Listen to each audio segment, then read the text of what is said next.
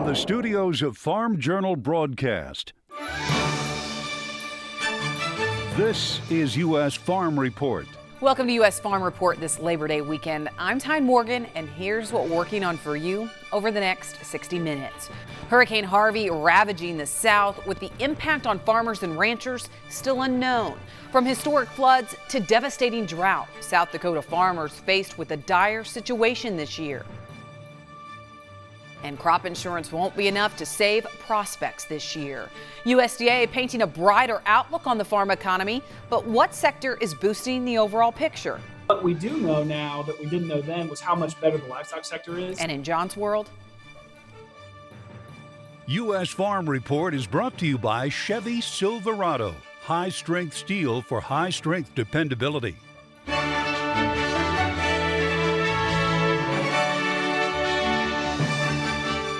Now for the market-related news. Hurricane Harvey hammering the South this week with nearly 50 inches of rain falling in the heart of the hurricane around Houston. The hurricane claiming lives, destroying infrastructure, and will likely have a devastating effect on farmers and ranchers.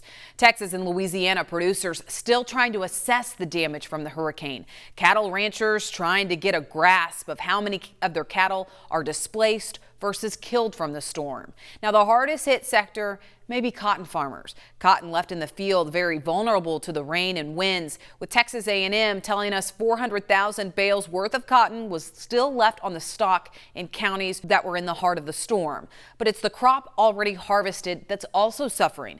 As you can see, modules setting in fields and at gins were just ripped apart and swept away, with cotton scattered for miles. Coastal Texas farmers facing one of their best crops ever, only to see it ripped away. The unprecedented rain from Harvey also creating infrastructure nightmares in Texas and Louisiana. The storm closing nearly all Texas ports, cutting off rail traffic to the Gulf Coast and flooding numerous highways. And in other news, milk producers not happy with current margin protection program can now opt out. The U.S. Department of Agriculture announcing this week it's allowing dairy farmers to exit MPP. American Farm Bureau says 24,000 dairy farmers representing 80% of the U.S. milk supply are currently enrolled in the program. However, only 2% participated in levels above the basic coverage option, with Farm Bureau saying this is proof the program isn't a viable safety option for producers. All right, those are the headlines. Meteorologist Cindy Clausen is filling in for Mike Hoffman this week. Cindy, the footage of the hurricane aftermath is just heartbreaking, but remnants of the hurricane still linger for the eastern half of the country. How long is that expected to last? Well, Tyne, you're right. It is definitely just horrifying to see those images coming out of Texas and much of the Gulf Coast states. It is going to get better as that hurricane, the remnants of, will continue to weaken as it pushes off to the east. But take a look at the drought monitor. We have seen a significant difference over the past couple of months. The dryness now remains in mainly the northern parts of the country, especially the northern plains and into Montana. We're starting to see some dryness, though, in parts of the eastern Corn Belt. Look at what it was a month ago, where we had some dryness still in the southern plains. That's all but gone, and we are seeing just mainly that dryness remaining very stubborn in the northern plains and in Montana. You can really see that expanding, especially in Montana. Here's a look at what we have for us this week. We do have a couple of fronts, one in the southeast. We'll see some unsettled weather along the Gulf Coast. We're also going to be seeing a frontal system moving through the Great Lakes with the trailing cold front. That's going to be looking at some showers and thunderstorms for those areas. Pretty warm in the western half of the country especially, but dry in the east as we head through our Monday. Until we get to Wednesday, we see that front pushing to the east. That's going to bring some much cooler air for a lot of the eastern part of the country, while that warm weather remains out in the west. It'll be fairly dry as we get into the middle part of next week and even into the latter part of next week, with high pressure in control. That front well off to the east. Southeast still seeing some showers and thunderstorms, maybe a little bit of unsettled weather in the Rockies, but with the warm air staying in the west and the cooler air staying in the east. We'll have more weather coming up later on in the show. Time. All right, thanks, Cindy. Well, when we come back, we're off to the Farm Progress Show for a mixed view on crop prices in the months ahead. John Phipps talks markets with Matt Bennett, Chip Nellinger, and Bob Utterback next.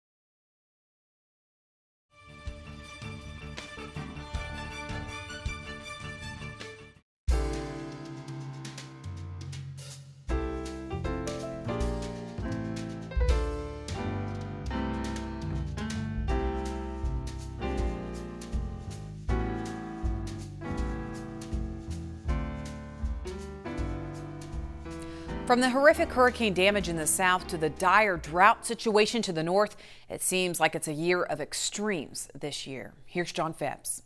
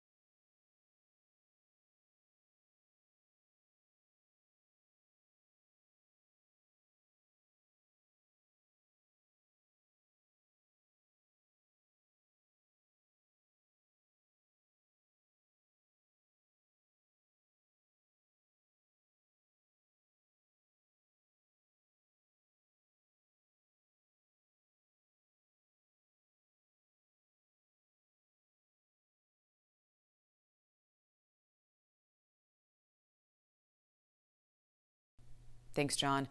Well, still to come, the historic rainfall amounts created nightmares in the south. But for our friends to the north, the devastating drought is cutting deep, creating difficult financial pain. When we come back, we head to South Dakota to see the situation firsthand.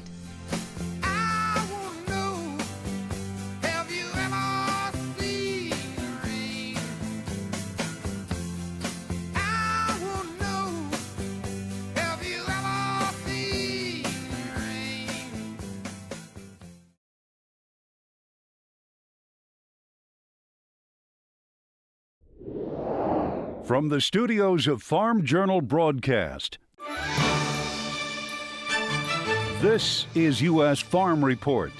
Welcome back to U.S. Farm Report this Labor Day weekend. We have much more ahead. New signals point to possible better days ahead in the farm economy. It's a devastating drought in South Dakota, eating into outlooks and farmers' bottom line. Revisiting history with a little mule power as we travel to the Show Me State with American countryside. And battling resistance, but is it a once-in-a-century event?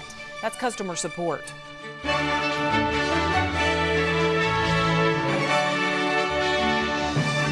Now for the headlines. Despite corn prices plummeting around 70 cents since mid-July, USDA forecasting the first net farm income gain in 4 years, with the livestock sector helping bolster overall incomes this year. And now some economists are saying signals point to better days ahead. It's been a vicious cycle for ag, with net farm income falling since 2013. But USDA signaling hope, forecasting producers may net $63.4 billion in 2017. That's a 13% bump over last year. USDA citing increases in sales of inventory and grain bins, but it's a really higher than expected revenue from livestock and milk, helping boost the overall picture. Farmer Mac telling U.S. Farm Report that USDA's August net farm income forecast tends to be the most reliable one, as in February, the agency is usually more pessimistic on how the year could pan out. What we do know now that we didn't know then was how much better the livestock sector is. So the earlier projections had a lot lower cash receipts for virtually every corner of the livestock sector, and prices have held up much better. Demand has held up much better for all livestock products. So that's really been the boost. And I think it would be very hard to go back without hindsight and say, oh yeah, here's what would have told us that. So I think what they projected back in February was kind of a base case. If things stay the steady, if ceteris paribus, all those types of economist terms, knowing what we knew right then, I think they were probably accurate. But we got better, and more information came out as the year progressed, and they incorporated that into the August revisions. USDA also forecasting some life in farmland values, coming as a surprise to economists like Takish. USDA signaling values may rise 2.3% this year, following a very minor decline, not even 0.5% in 2016.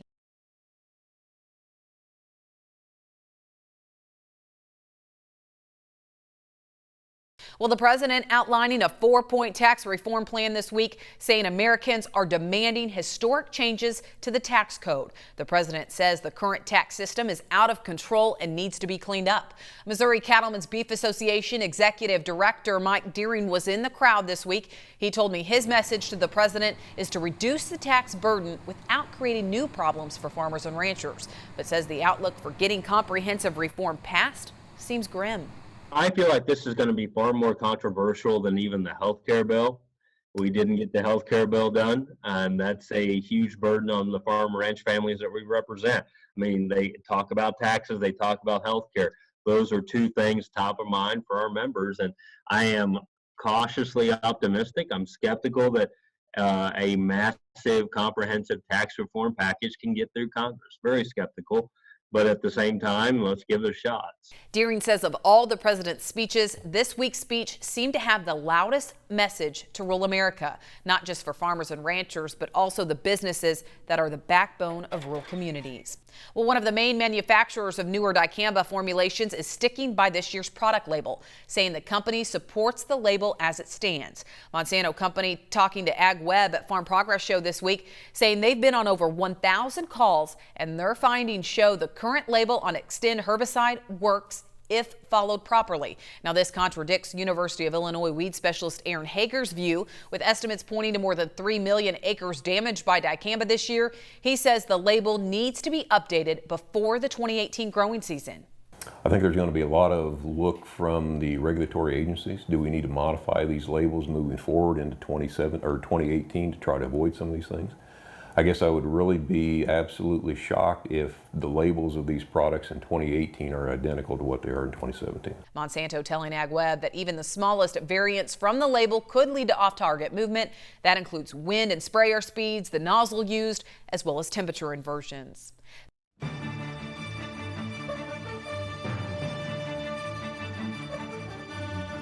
All right, that's it for the news. Meteorologist Cindy Clausen joins us now for weather. Cindy, how's September shaping up? Well, it's definitely shaping up on the warm side in the western part of the country. We have this big ridge in the jet stream, so we're going to be seeing some very warm air there. You can see the trough in the east, so we're seeing some cooler temperatures, especially over into the northeastern United States. And as we put this into motion, we just kind of see things amplifying. We'll see this big trough starting to dig more so into the eastern part of the country, while that ridge gets even further into Canada. So look for some real warmth as we head through this week in the western part of the country. So it's going to be really kind of a battle of which side of the country you're on to determine what those temperatures are going to be. We'll finally see things kind of evening out, though, in the eastern part of the country, kind of warming up as we get towards the end of the week. All right, let's take a look then at how things are shaping up over the next 30 days. Overall, we're looking at below normal temperatures for much of the nation's midsection, little on the warm side in the far northeast and down in Florida, as well as much of the western United States. And as we look at the precipitation, looks like it's going to be above normal for a lot of the eastern part of the country and getting over towards the Four Corners region. A little on the dry side in some of those drier areas already, upper Midwest and into the west. That's a look at your national forecast. Now back to you, Tyne. Thanks, Cindy. We've been focusing on Hurricane Harvey this weekend, but our friends to the north suffering from not enough rain. The latest drought monitor shows Montana seeing the worst of it, with nearly 100% of the state in drought and 90% experiencing severe conditions. A similar story in North and South Dakota, with 84% of South Dakota under some level of dryness. While that is a slight improvement from a week ago, the reality remains the same. Drought is robbing farmers of yield. Here's Betsy Gibbon with this week's Farm Journal report.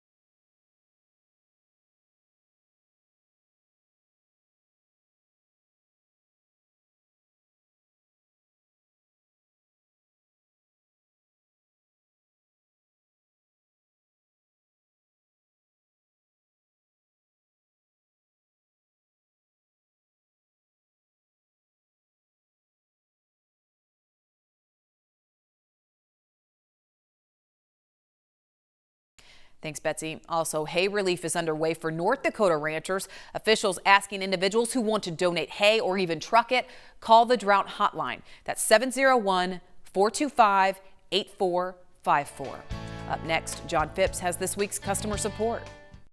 John's comments on dicamba recently stirring up some conversation, and this week it's about the battle over weed resistance. John? Okay, this isn't exactly a reader email, but it struck me as important. Bob Hartzler, a prominent weed scientist whom I follow on Twitter, posted this tweet recently. Authors state the time for pesticide stewardship is now. Are herbicides a once-in-a-century method of weed control? He is linking to a report by Adam Davis and George Frisvold from the USDA Agricultural Research Service, published in June. You can go to Bob's timeline or mine for the link. Unfortunately, this is you have to pay to read it. You can rent it for 48 hours for $6, or plunk down 38 bucks like I did to download the whole file. If you have more than 10 years left in your career, I suggest you cough up the $38. Basically, the authors took a careful look at the growing problem of weed resistance, the lack of any new modes of actions in the last 30 years, and farmer practices, and then suggest we take the small but very real chance of the end of effective herbicide weed control much more seriously than we have been. This year could be a mental turning point for many of us, as resistant weeds are rampant across the Midwest and pandemic in the South. GMO seeds may have bought some time, but probably not as much as we hoped. Making crops tolerant to chemicals does not alter the fact that the weeds are doing so on their own. New modes of actions, or ways that chemicals can kill plants, are not in the pipeline either, just tolerant crops to existing herbicides. Now, when you factor in rapidly rising costs for both seeds and herbicides and a grim outlook for commodity prices, the economics of our way of farming will surely be tested.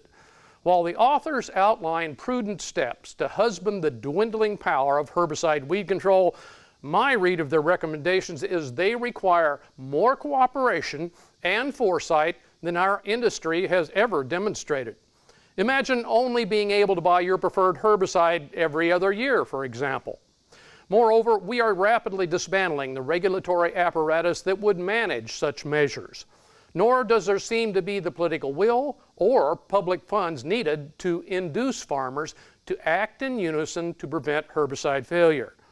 There are many sound reasons to disagree with this doomsday prediction. The odds of that future, however, are not zero. If you have questions or comments, you can contact John by emailing him at mailbag@usfarmreport.com. Well, when we come back, we're off to a small town in the Show Me State that made a name for itself during World War I. And it was all because of the community's animal power. Andrew McCrae has that story after the break.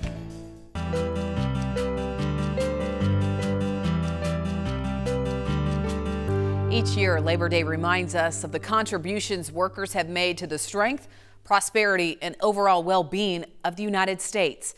But to appreciate the current state, we need to reflect back on history. This weekend, we travel the countryside with Andrew McCrae.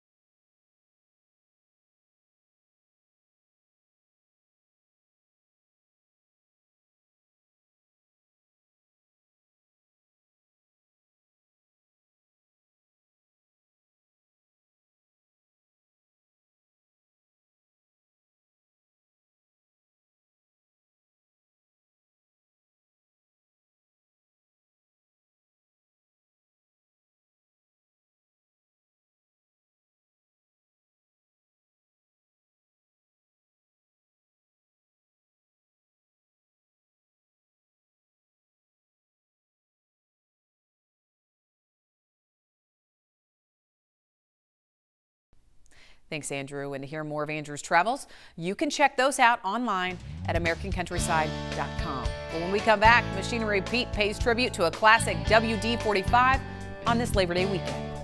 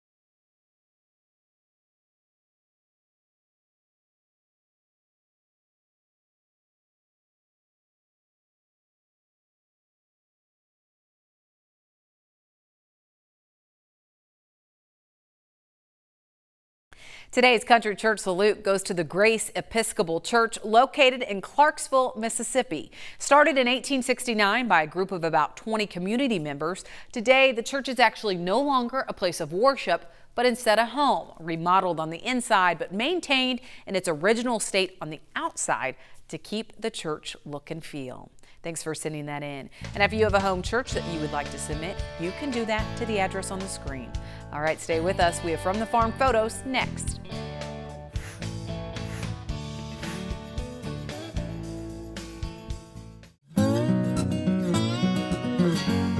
Welcome back. Well, Maine wild blueberry harvest wrapped up this week. Katie tells us wild blueberries are a small, hardy berry that's thrived in the harsh climates of areas like Maine, eastern Canada, and Quebec for thousands of years. But she says this year was tough as it was extremely dry in down east Maine. Thankfully, they have about 5,000 acres of irrigated land, and it's that water that really helped boost yields this year. Any land that wasn't under irrigation was off by more than 50% from previous year's yields. And it's a very labor-intensive crop. She tells us with a total of 166 people harvesting during the peak of season on their farm. And one of those totes right there in that picture weighs 300 pounds. Thanks for sending that in, Katie.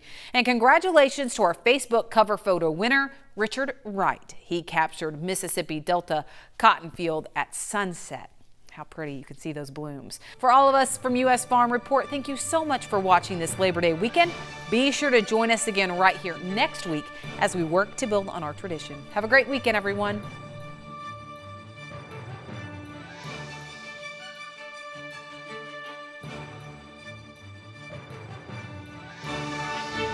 U.S. Farm Report is produced and distributed by Farm Journal Broadcast.